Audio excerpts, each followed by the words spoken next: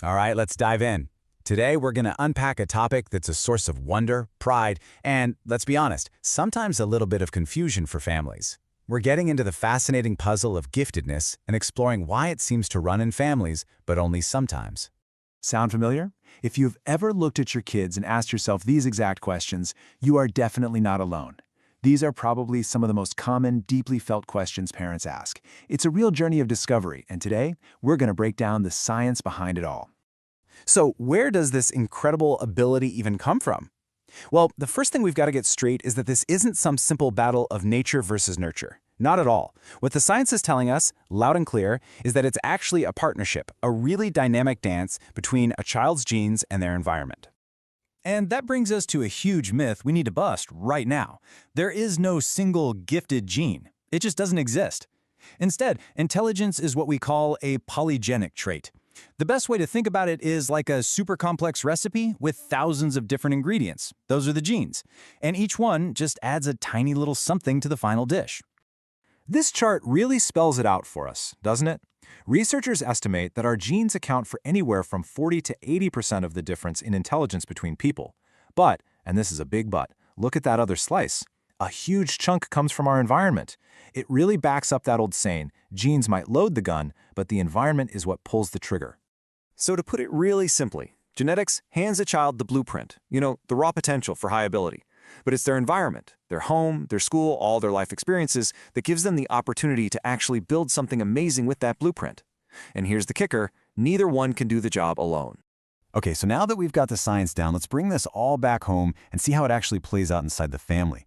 This is where we get to the questions that really hit close to home for so many of us. This is a big one, right? You see this incredible ability in your child, this spark, and you can't help but wonder, where did that come from?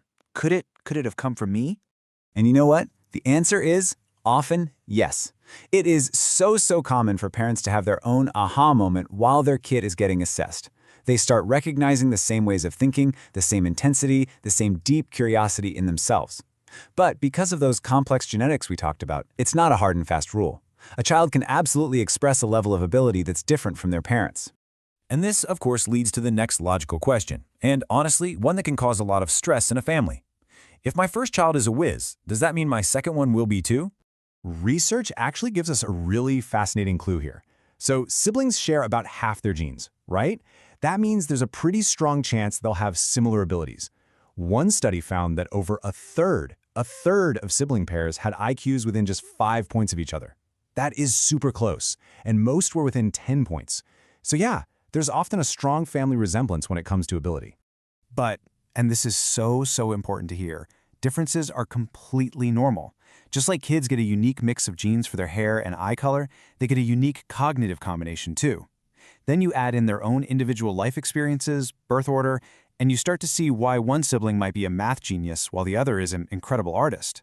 The real key here is celebrating what makes each kid unique. Okay, so the theory is one thing, but how does all this knowledge actually help families in the real world? For that, let's look at an amazing case study from an organization called Gifted Children South Africa, or GCSA. These guys are on the front line supporting these very unique families every day. This quote from their work just nails it, doesn't it? Giftedness is not just about getting high scores on a test. It often comes with really intense emotions and something called asynchronous development. That's where a child's brain might be way ahead of their social skills. And this can create incredible joy for sure, but also some really unique challenges for a family. So, how does an organization like GCSA actually help? Well, they've built this incredibly powerful 3-part model.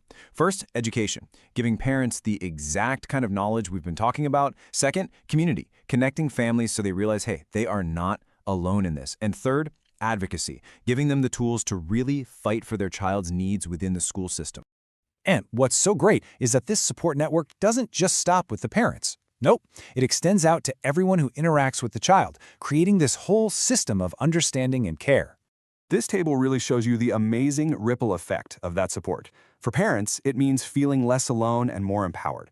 For doctors and therapists, it's about getting the right info to prevent misdiagnosis. And get this, as many as half of all gifted kids are misdiagnosed with things like ADHD. Half!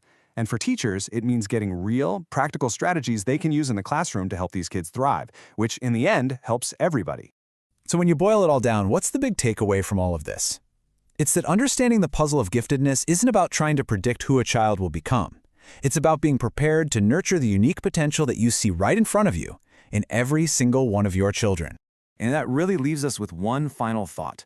The goal isn't just about identifying giftedness. It's about creating homes and schools and whole communities that can be like fertile ground for every child's unique abilities to grow. So the question isn't just what makes a child gifted. It's what can we all do to help every child flourish? Thanks so much for joining me. Don't forget to like and subscribe.